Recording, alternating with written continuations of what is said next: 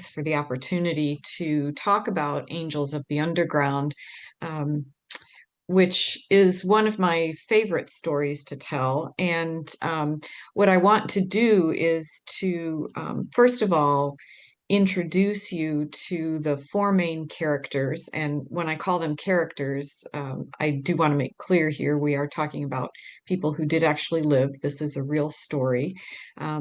But the focus here is on four American women. And after we get them introduced, I'll give a basic historical setup. What were the circumstances that they found themselves in? And that will be followed by the third section, which is what they did about those circumstances.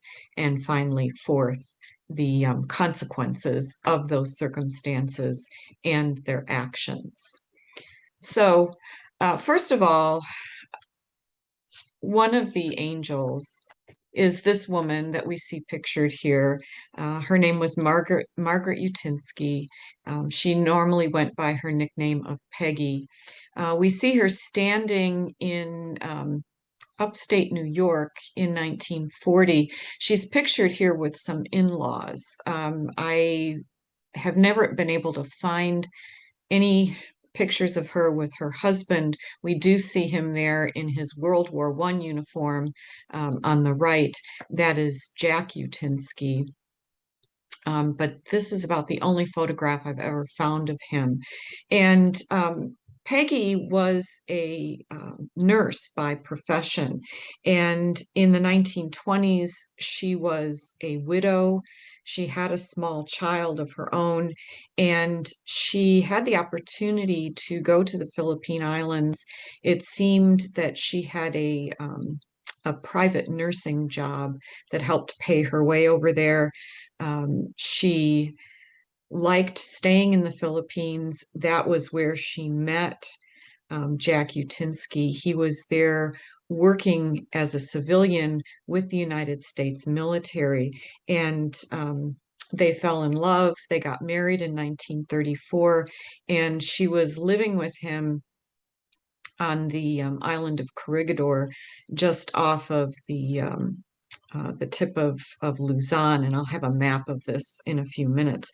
And they had a very comfortable expat life for several years there, and her son was with her there for a while before he went back to the States, probably in 1940 when Peggy went back too, but she did return to the Philippines. The second woman we see pictured here, and it is actually true. Her birth name was De La Taste, her first name Claire, and it sounds like a stage name, but this was her actual birth name. And she could have used, and in fact did later use, a stage name because she was an entertainer. She was a singer, she was a dancer. She had been born in Michigan, but she always liked to travel. She was always looking for adventure. And in the late 1930s, she thought that going to the Philippines would be a good move for her career. She figured, as a white American woman, that there would be a lot of call for her particular talents. And she did work in nightclubs in Manila. She met her first husband there. He's not pictured here, but he was Filipino. They had a rather brief marriage, and there was a child. We see her pictured here, and she will factor into this story quite a bit, Diane. But from all the sources I found, Diane was actually adopted by the couple. This was not a biological child of Claire's. The picture there that we see of the two of them, that was taken at the end of the war. The man on the right, John Phillips, he was with the 31st Infantry. He had come to the Philippines as part of a military buildup, and he was a regular at one of the nightclubs that Claire was singing at. And by that point, she had separated from her husband. she would later tell Phil that she was divorced. This was not entirely accurate, but the two of them fell in love, and Phil really also liked Diane. He felt very responsible for both of them and wanted to take care of them. Our third woman, and this is one of the very few pictures I can find of her. This is from one of her early passport applications. Gladys Savory, who was born in Nebraska, very small town, but much like Claire, she always had a taste for travel. In the 1920s, she was in Europe where she met a Frenchman in Paris. He was an electrical engineer. His name was Andre Savary. After they got married, they traveled around a little bit, deciding on what they wanted to do. They ended up in Manila in the early 1930s, where they opened up a restaurant, though neither of them had any experience in food service, but they thought it would be a good idea for a business.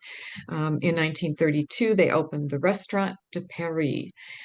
It was often called simply Gladys's place, and it was extremely well known throughout the expat community in Manila. Sometime in the late 1930s, Gladys was always a little bit hazy about this, but she and Andre did divorce. He ended up going back to France and fought for the Free French.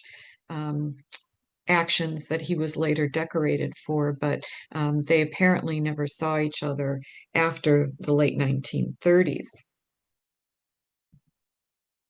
The fourth woman, we see her pictured here probably in the early 1930s.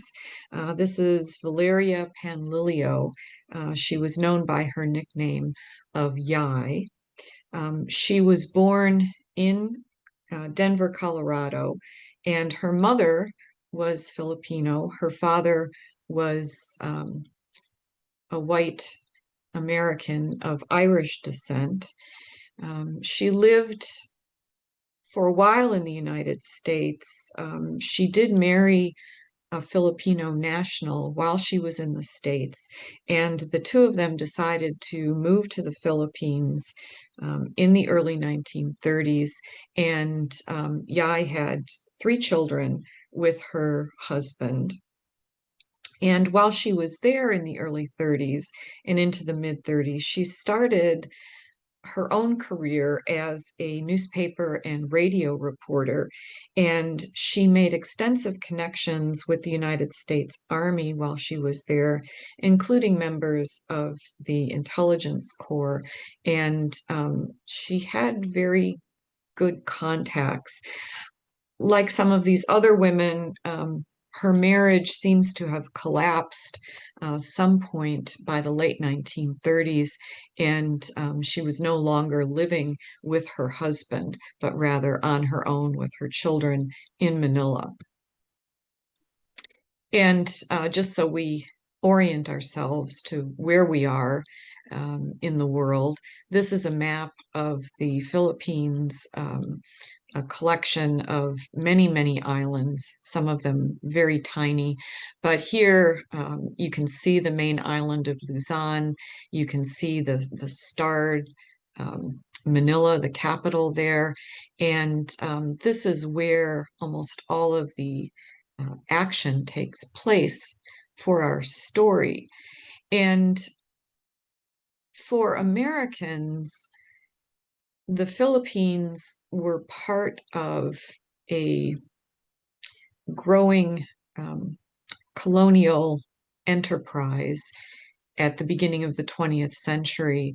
And there were thousands of Americans who were living in the Philippines by the time the war started for the United States in 1941. So this was a place that did attract a lot of more adventurous type people, people who were interested in various business opportunities. But even the four women we've already met, they were all very good examples of the kinds of Americans who were attracted to settle in the Philippines, which were still under the protection of the United States, but increasingly during the 1930s, the Japanese, who were also conquering and colonizing, began to look, of course, a lot more closely at the Philippines, which were geographically very close to where Japan is and very far away from the United States. And for most Americans, it's the day of December 7th, 1941, that really starts the war, U.S. involvement in World War II. But on the other side of the international dateline, it was December 8th. And for Americans living in the Philippines, well, for everybody living in the Philippines, that was the date that they remembered, because the Japanese also started bombing the Philippines. And it was very clear from this point on that the Japanese were intent on conquering the islands, not just trying to, rattle the population and maybe gain some concessions. It did seem that from this point on, they were determined to actually invade and occupy and take over. And so the United States military, which had been building up its forces in the Philippines since the late 1930s, this is the force, of course, that was under the command of General Douglas MacArthur. We're talking about maybe 31,000 American troops, another 120,000 or so of Filipino troops. And after the Japanese launched a sustained bombing campaign against the Philippines, they also launched a physical invasion before Christmas in 1941. And MacArthur's decision was to send all of the American and Filipino troops into the Bataan Peninsula. And the hope there was that these forces could hold on and withstand the invasion until reinforcements could arrive from the United States. But after Pearl Harbor, this was, of course, extremely optimistic. It was a hope that didn't materialize. And as the days and the weeks and the months passed, the men who were on the peninsula had a harder time finding food, staying healthy, and this did develop into a very critical situation. General MacArthur also announced that Manila would be considered an open city, meaning he did not intend to use American troops to defend the city. He hoped that this would spare civilians any unnecessary violent retaliation from the Japanese as they occupied the city. And just after the new year of 1942, the Japanese did begin occupying Manila. And one of the first things that they decided to do was to round up and intern all of the American civilians who were living in Manila, as well as other Allied nationals. And their rationale, of course, was that they needed to keep anybody who was, from their perspective, from an enemy country. They needed to keep them contained so that they didn't try to interfere with the Japanese occupation. And for Americans living in and around Manila, their primary place of internment was on a university campus, and it was Santo Tomas University, one of the oldest institutions of higher education. And we see on this map that, or this photograph that was kind of mapped out a little bit later, where everybody was put. Women and children were kept separate from the men. There were Japanese soldiers who were there as guards. There were fences put around. There was restricted access by outsiders. There was a small, rather ineffectual hospital. There was some gardening space, but this was not in, I mean, on the one hand, this was not designed as a death camp, but neither was it a well-supplied sort of country club environment. These were difficult circumstances, especially for women and children who really didn't have much support from the men in their families. Even if they were interned, they were in separate buildings. The Japanese guards tried to keep them separated as much as possible. These living conditions went on for about another 3 years. And for those of you who are familiar with how the war proceeded in the Philippines, the men, of course, the Americans and the Filipinos could not hold on. There was a surrender that was announced in April of 1942.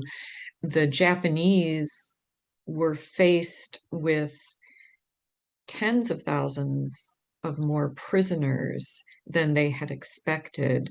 They really didn't know what they should do with them, and their solution was a horrific one, and that was to essentially march their prisoners out of the Bataan Peninsula and get them into a different location on Luzon where they could be further transported to prison camps.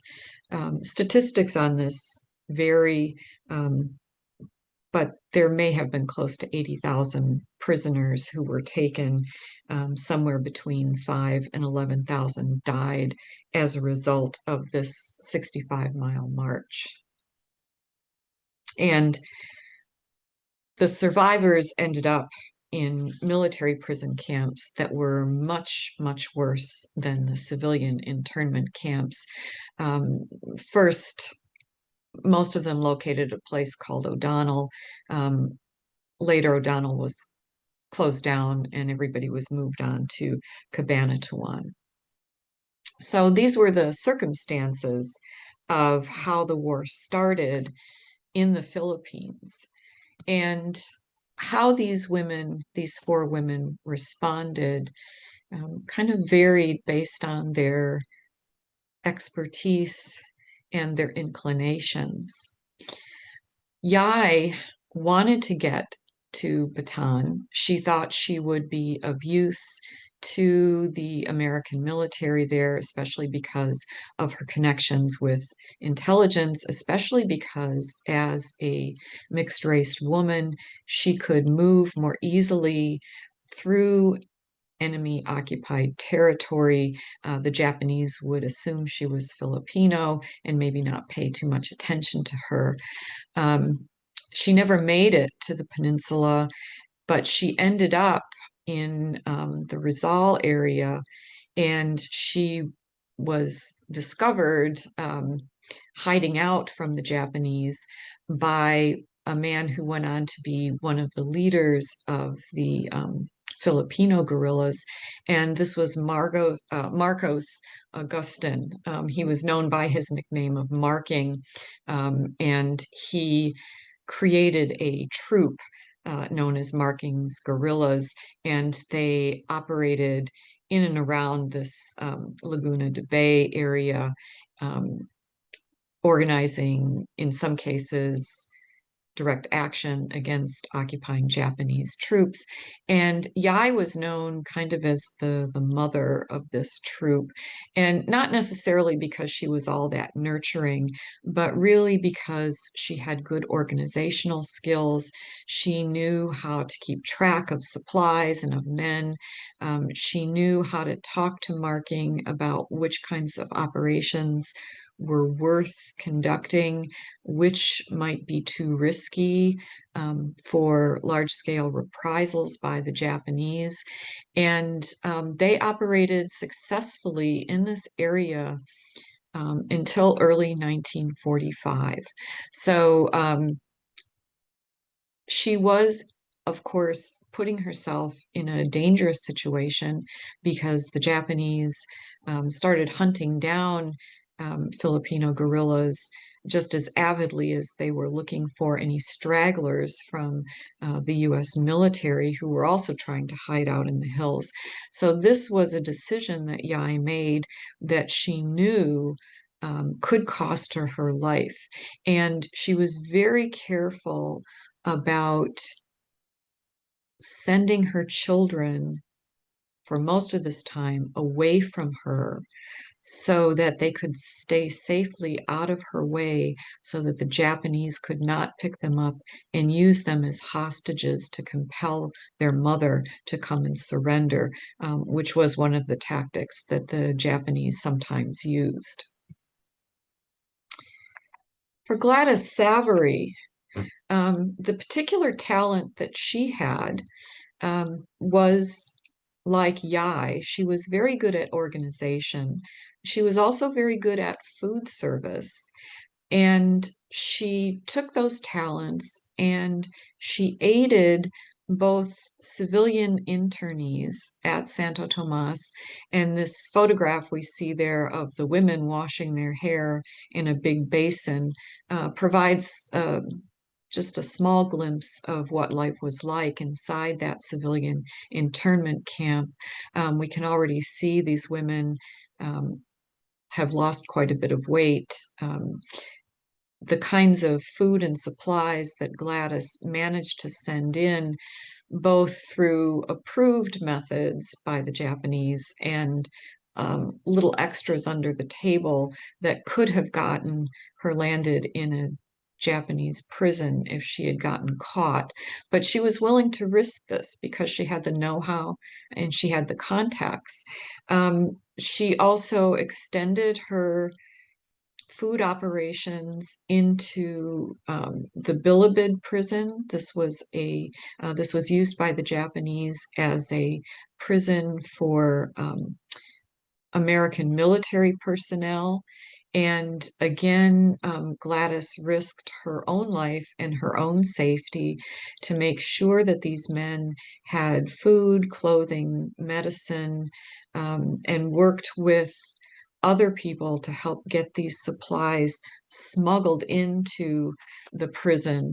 And she continued this work right through late 1944, even into early 1945, when the Japanese were making their last stand in Manila and had come to the determination that they were just going to essentially deploy a scorched earth policy and destroy the entire city. And Gladys did her best working with other Americans who managed to stay out of internment.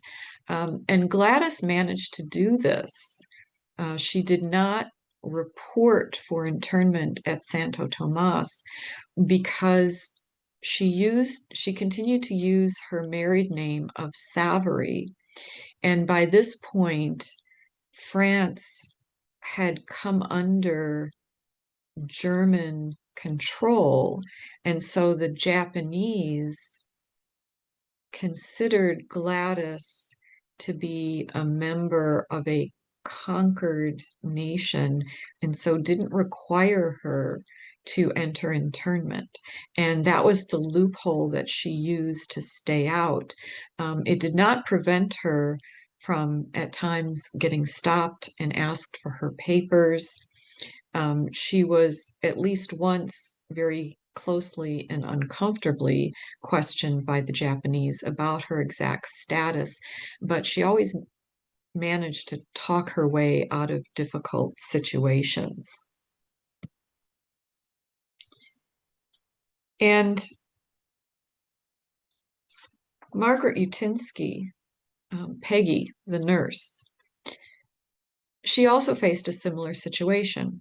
She was American, and she was very, it was very easy to spot her in a crowd because she had very pale skin. She had red hair. There was no way she could blend into the surroundings. She would be picked up in a minute by the occupiers. What she did initially was to hide out in her apartment. She had taken a place in Manila. Her husband, Jack, had stayed with the American military. He ended up on Corregidor, where he was eventually taken prisoner.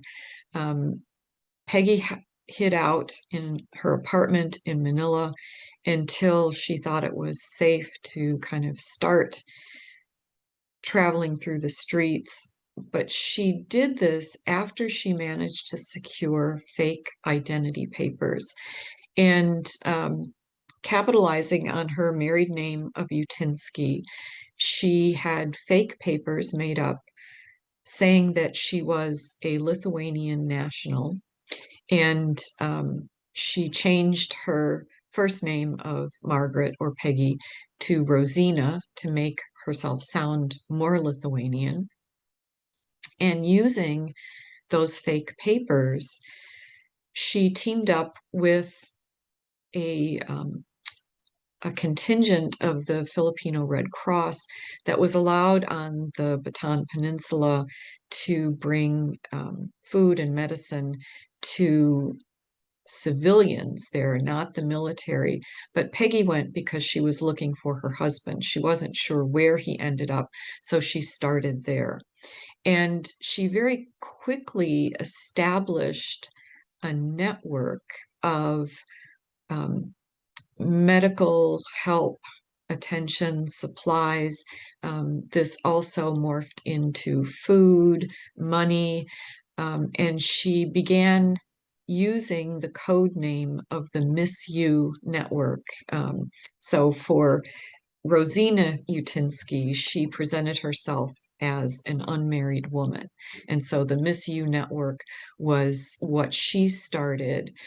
She was aided not only by local medical personnel, but also a group of priests who were using um, their facilities as a way of supplying the military prison camps with items that the Japanese either totally refused to supply or supplied in such small numbers that it really didn't really help.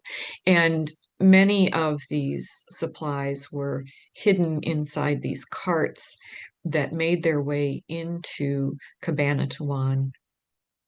Peggy helped set up a system of notes so information flowed into this prison camp, and the men could find out what was going on, who was helping them, what kinds of circumstances the Philippines were finding themselves in at that point through the war.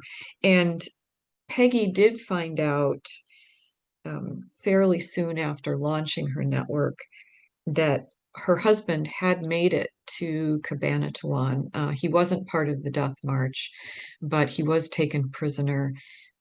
He survived for a couple of months in Cabanatuan, and he died. She continued her network because it wasn't just about her husband, it was about all of the men that she could help. But by 1943, it was becoming apparent that the Japanese were tracking her movements. They were suspicious of her papers. They were suspicious of what she was doing. She knew she was being followed, and she figured she was kind of on borrowed time.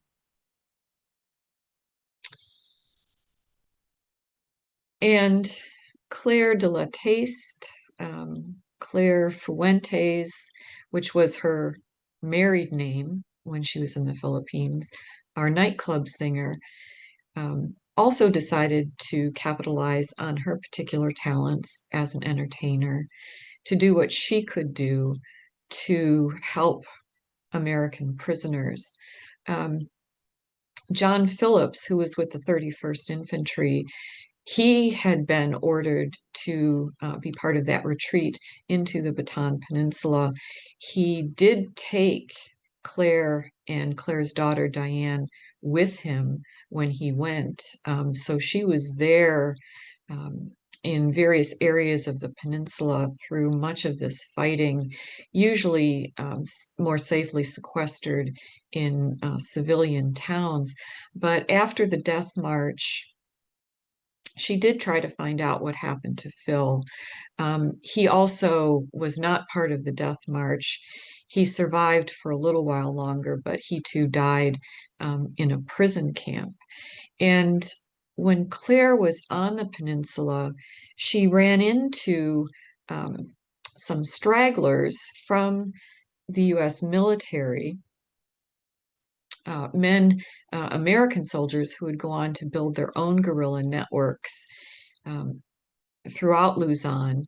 We see John Boone pictured here on the right with Edwin Ramsey.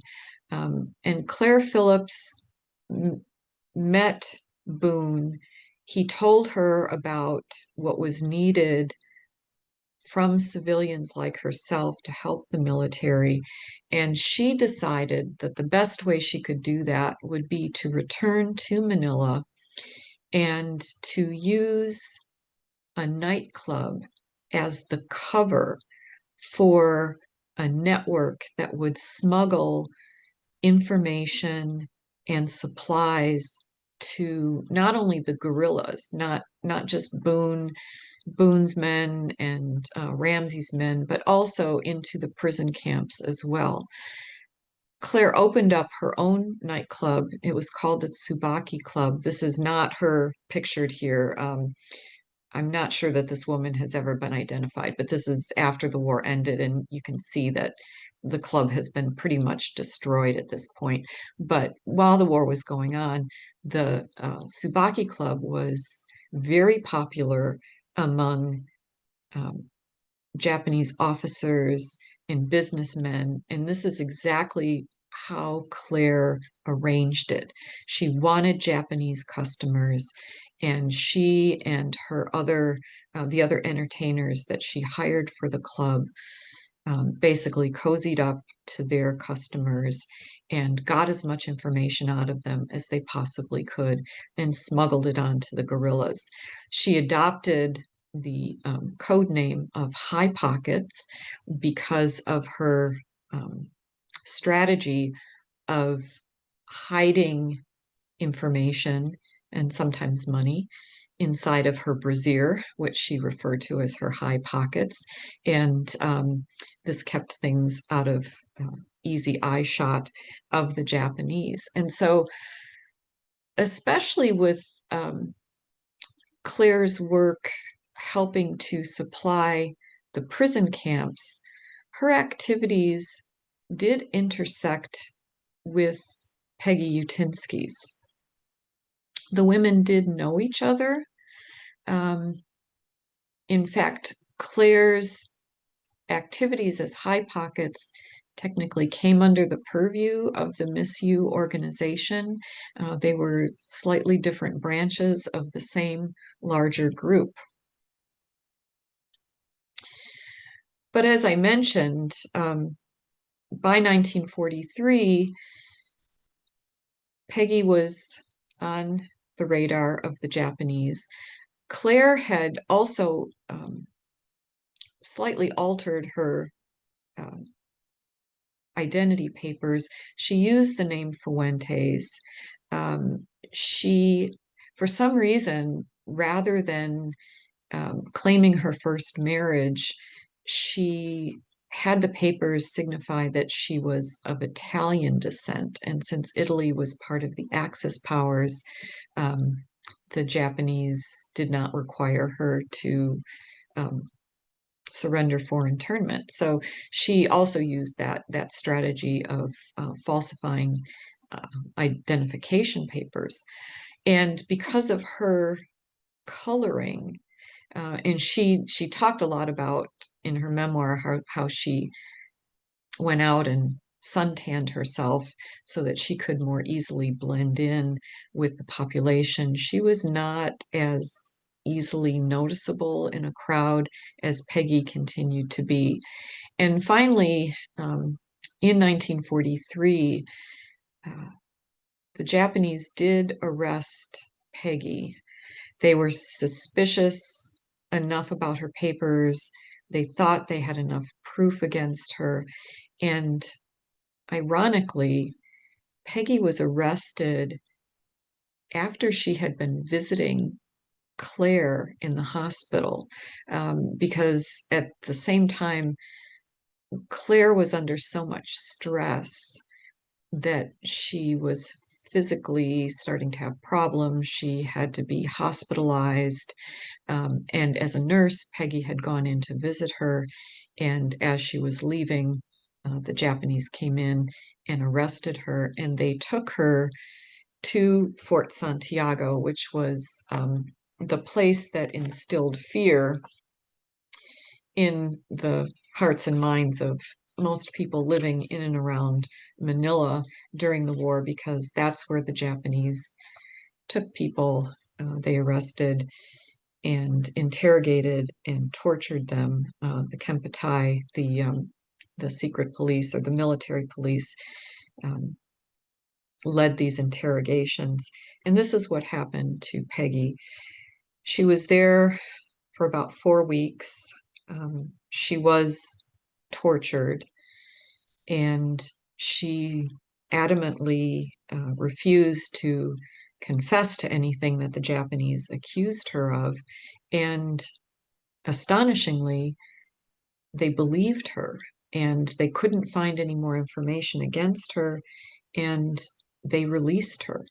And almost as soon as she was released, and she went home and she recovered for a little while, and she went right back to her activities. And she knew, though, she was on even less borrowed time with this. And she was already starting to look for an escape plan in case the Japanese came for her again, because she knew that she could not survive another interrogation. And Claire Phillips also didn't have much time left. The Japanese were watching the comings and goings at the Tsubaki Club. They figured that Claire was up to something there. And in the spring of 1944, she was arrested. She and her daughter Diane were living at the back of the club in a set of apartments. She managed to send Diane off to some friends when the Japanese came for her, so she got Diane out of there safely. And Claire spent the rest of the war imprisoned by the Japanese from the spring of 44 until her liberation in 1945. She was moved across at least 3 different prisons. She was frequently interrogated. She was also tortured. She was subjected to physical torture as well. And the Japanese they held a trial for her, and she was convicted of acting against the Japanese occupation. At one point during her incarceration, they held a mock execution. They told her they were taking her to be executed, and they got up to the point of beheading, and then told her it was all a joke and let her go back to her room. But she did survive. She was liberated in February of 1945. But Peggy Also, by late 1944, she knew she couldn't stay in Manila safely anymore. She was also in contact with John Boone's guerrillas. She also knew that Diane was with some mutual friends, and she went and she took Diane with her. Peggy went up into the mountains in Luzon, and she connected with a couple of different guerrilla groups. She was given a brevet appointment, a second lieutenant, and she was nursing with the guerrillas from late 44 into early 1945. And this photograph that was taken uh, in early 1945 of her and Diane, you can see she's still wearing um, her sidearm there. And she did, when she traveled to treat both the Filipino and American guerrillas in the hills, she did frequently go about armed because she knew that Japanese were around, and it was a very volatile and dangerous situation. But at the end, um, all four of these women ended up by February of 1945 for some amount of time in Santo Tomas, which was liberated in February of 1945. Claire Phillips, when she was liberated from her women's prison just outside of Manila, she ended up here. Um, Peggy came down with the American guerrillas, came down from the hills. She came into Santo Tomas because she had heard that that's where Claire might be if she was still alive. And since she had Claire's daughter with her, she needed to reunite mother and daughter. Yai Panlilio also wanted to reunite with her children. They did that in Santo Tomas. Yai was also at this point trying to get away from marking.